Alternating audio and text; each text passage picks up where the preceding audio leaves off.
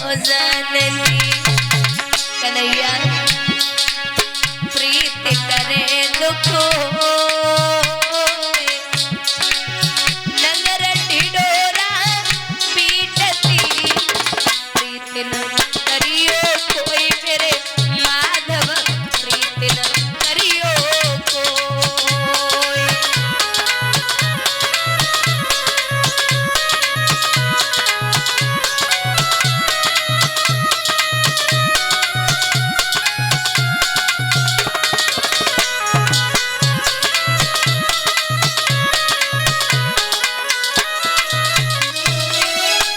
जवाब दिया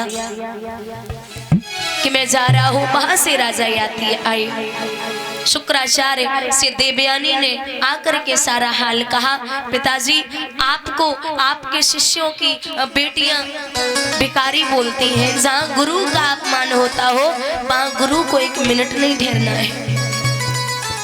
बेटी की कलाई पकड़ी शुक्राचार्य जी जब निकले तो बृहस्पति ने रोका। महाराज कहाँ जा रहे हैं? बोले आपकी बेटी ने मुझे भिखारी बोला है न, आप मत जाइए। महाराज जो बोलेंगे मैं वही करूंगा। ठीक है, जब मेरी बेटी की शादी हो तो तेरी बेटी मेरी बेटी के साथ में दासी बन के जाए। मान लिया। शुक्राचार्य ने राजा याति को खबर दी। गुरु की बात नहीं टाली। राजा याति बारात लेके आए हैं। बड़े विधि विधान के साथ में शादी संपन्न हुई। और जब शादी संपन्न हुई है तो कहते हैं विदाई का समय आया। विदाई के समय में राजा याति को शुक्राचार्य ने अकेले में बुलाया और एक बात कही है। शुक्र ने विदा के समय कहा, राजन इसका विश्वास न हो, ये जो दासी जा रही है पत्नी व्रत को कायम रखना, दासी संग भोग विलास न हो। ये जो शर्मिष्ठा नाम की दासी है इसके आसपास भी आप नहीं भटकने चाहिए। और अगर भटक गए ना तो हमसे शुक्राचार्य कहते हैं। विदा किया लाडो को। महाराज समय बीता है। भागवत का प्रमाण है।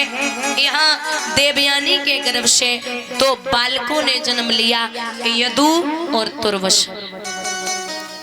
एक दिन शर्मिष्ठा ने हाथों को इशारा देके बुलायो और पूछी है, महाराज हमें ये बताइए, मैं जिस दिन से आई हूँ आपने मुझसे बात नहीं की। शायद आप नहीं जानते कि जो दहेज में चीज आती है उस पे दूल्हे का ही अधिकार होता है। अब देवयानी से छिपके राजा याति शर्मिष्ठा से मिलने जाने लगे। फिर प्रमाण मिलता है कि शर्मिष्ठा के गर्भ से 3 बालकों ने जन्म लिया, अनु, दुरु और पुरु। जब एक दिन शर्मिष्ठा या देवयानी के आंगन में बैठे। महाराज देवयानी के दोनों बच्चा झगड़ गए। जवाब दो। वो शर्मिष्ठा के 3 बेटा एक मुँह झगड़ा ना हो और तेरे 2 बच्चा रोज झगड़ा करे। जो सुनी कि शर्मिष्ठा के 3 बेटा। महाराज मेरे बाप ने पहले ही कहा था कि आप दासी के पास मत जाना, आप नहीं माने। भाग के पहुंची है शुक्राचार्य जी से कहा, पिताजी वो तो आपकी बात नहीं माने। शुक्राचार्य ने उंगली में जल लिया और श्राप दे दिया, ओरे राजा तुझे अपनी जवानी पर घमंड है, जा तू बूढ़ा हो जा। बूढ़े है गए। जाकर के देखा तो देवयानी ने पति को जब देखा है तो बड़ी परेशान हो गई। बोली पिताजी आपने ये क्या किया, जैसे मेरे पति पहले थे ना वैसे ही कर दो। शुक्राचार्य बोले हमारे घर की खेती है, जब मन करो तब जमा, जब मन करो बुढ़ापो, ऐसा थोड़ी होता है। अरे इनका कोई हितू नातेदार रिश्तेदार जवानी दे दे, बुढ़ापा ले ले तो जवानी वापस आ सकती है। अब इतना भला कौन है दुनिया में जो जवानी दे देगा, बुढ़ापा ले लेगा। सबने मना कर दिया। सबसे छोटा बेटा था पुरु, उसने जवाब दिया, हे पिताजी आपसे ही लड़कपन मिला, आपसे ही जवानी, तो ये जवानी किस काम की, आप ले जाओ। राजा ने कुछ दिन तक सुख भोग विलास किया, उसके बाद में जवानी वापस दी है, बुढ़ापा लेकर के भगवान का भजन करने के लिए चले गए। बोलिए गोविंद भगवान की। भैया यहाँ ये वंश आगे बढ़ा। इसी वंश में एक राजा हुए। यहाँ विदर्भ देश के राजाओं का भी वर्णन आता है। एक राजा हुए हैं जिनका नाम है आहुक। क्या नाम है? बड़ा ध्यान से सुन रही हो। क्या नाम है? आहुक। महाराज बुजुर्गों याद रखना, आहुक के दो पुत्र हुए जिनका नाम है उग्रसेन और देवक। उग्रसेन बड़े अच्छे राजा थे। आपको बता दे, जो ये उग्रसेन का बेटा है कंस, मैंने पहले भी बताया है, भागवत में दिया गया है कि कंस 9 भाई और 5 बहनें थी। कंस 9 भाई और 5 बहनें थी।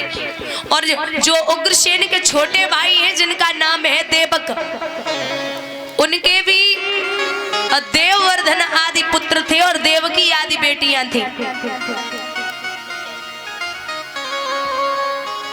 ये उग्रसेन का जो बेटा है जिसका नाम है कंस, ये दुर्मिलिक नामक राक्षस की छाया पड़ने से राक्षस पैदा हुआ था।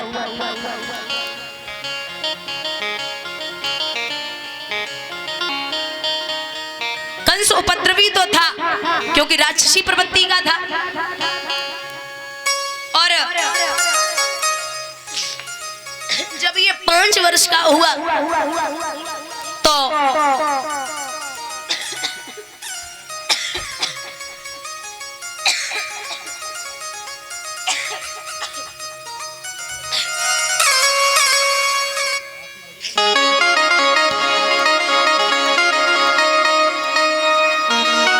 जब ये 5 वर्ष का हुआ